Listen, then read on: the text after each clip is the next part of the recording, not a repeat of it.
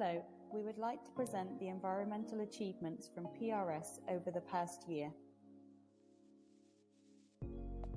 Despite the fact that 2020 has been a complicated year due to the COVID-19 crisis, in PRS we have achieved growth of more than 19% compared to the previous year.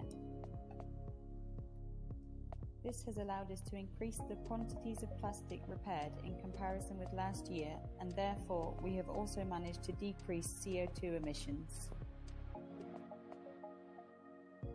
In 2020, we managed to recover more than 2,000 tons of plastic, which represents a retention of more than 8,500 tons of CO2.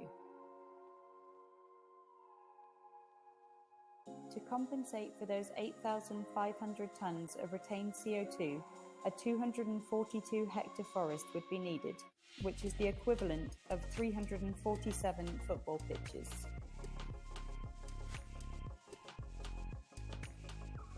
"2021 is a year that presents many challenges ahead, and economic recovery is undoubtedly one of them.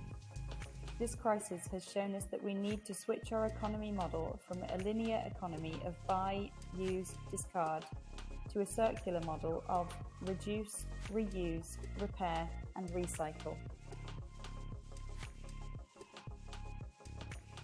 Governments and administrations have expressed their commitment to different causes and initiatives to support sustainability, such as the Spanish Circular Economy Strategy and the Circular Economy Plan, or the many initiatives that are being carried out by both local councils and regional governments.